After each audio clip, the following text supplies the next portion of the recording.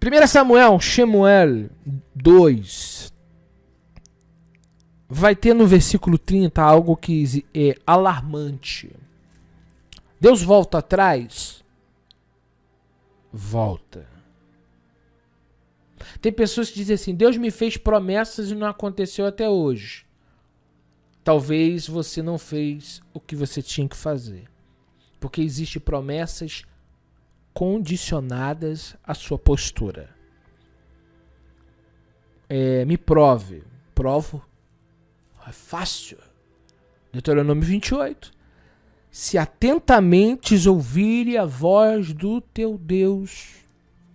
Vamos ler? Profecia condicionada. Deuteronômio 28.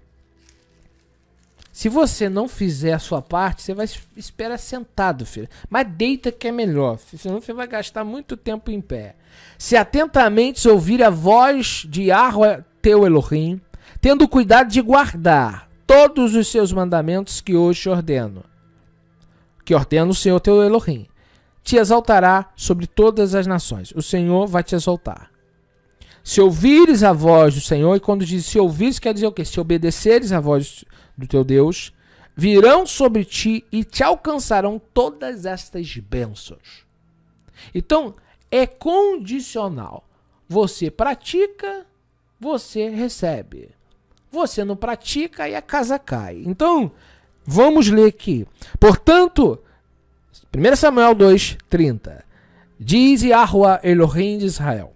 Na verdade, dissera eu que tua casa e a casa de teu pai andariam diante de mim perpetuamente. Porém, agora, diz Yahweh, longe de mim tal coisa, porque aos que me honram, honrarei, porém aos que me desprezam, serão desmerecidos. Então veja que o Eterno está falando com a casa de Eli. Por que, Felipe? Quando você olha no verso 12, está escrito assim: eram, porém, os filhos de Eli, filhos de Belial, que é uma forma arcaica de falar diabo, Satanás, entende? É a mesma coisa. E não se importavam com Yahweh.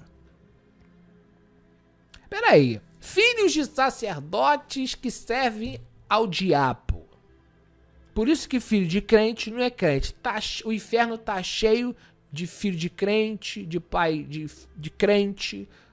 Crente é um jargão apenas, mas o que eu quero dizer, pessoas salvas. Então o ponto é, ser filho de crente não garante nada. Então você observa que não é porque ele é descendente, não é porque ele é um sacerdote que ele está garantido ao mundo vindouro. Rapaz, anda na linha, anda no caminho do Eterno. Porque esse título de judeu não te salva, título de cristão não te salva, título algum te salva. O que te salva é permanecer nos caminhos que agrada o Eterno. Mas por que Eli vai perecer junto com os filhos? Porque filho de Belial aqui é os filhos dele. Eli pode ser até uma pessoa boa, uma pessoa justa, mas existe um problema em Eli. Eu vou mostrar para vocês no verso 22. Era, porém, Eli já muito velho e ouvia tudo quanto seus filhos faziam a todo Israel e de como se deitava com as mulheres que serviam à porta da tenda da congregação. Eram o quê? Prostitutos. Sabe? Não vou nem dar adjetivos. E disse-lhes: por que fazeis tais coisas? Pois de todo este povo ouço constantemente falar do vosso mau procedimento. Não, filhos meus, porque não é boa fama esta que ouço. Estais fazendo transgredir o povo de Yahweh, pecando o homem contra o próximo. Elohim lhe será o árbitro. Pecando, porém, contra Yahweh, quem intercederá por ele? Entretanto, não ouviram a voz de seu pai, porque Yahweh os queria matar. Mas o jovem Shemuel crescia em estatura e no favor do Senhor e dos homens. É muito importante vocês seguirem o texto, que vocês vão observar por que Eli vai perecer. Veja que os filhos deles, eles roubam, se prostituem, sabe? Por isso que eles são, ali está dizendo, são filhos do diabo. Belial é o título antigo de Satanás.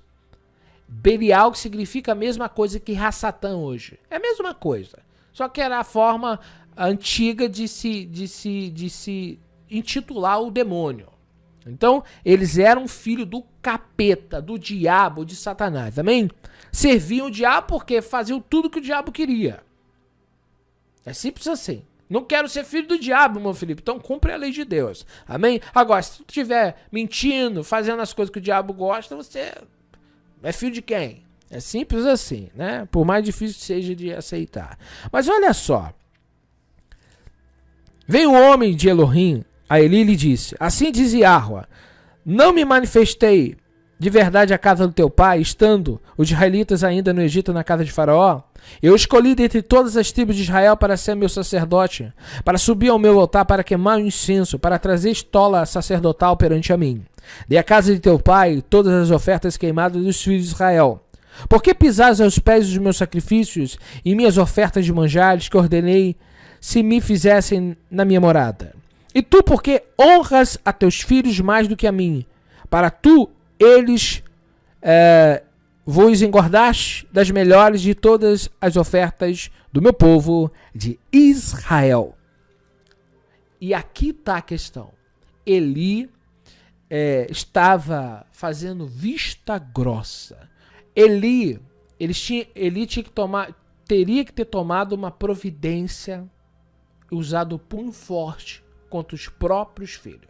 Eli é sacerdote, juiz e profeta.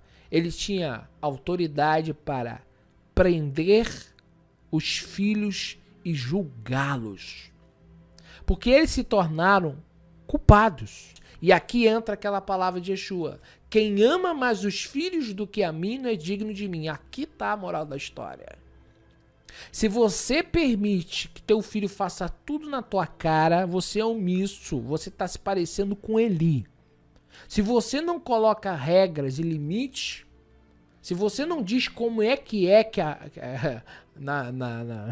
no popular seria como a banda toca, se você não diz, não dá as diretrizes, você deixa entrar todo tipo de porcaria dentro da tua casa e você finge que não tá vendo, não vou falar nada não, senão meu filho vai ficar chateado, vai querer sair de casa. Problema é dele. Problema é dele. Problema é dela. O que nós não podemos ser é compartilhar com os pecados alheios. E é aqui que entra a divisão que Yeshua falou. Yeshua disse que veio trazer espada. Espada divide. No sentido que a palavra de Deus tem que ser colocada.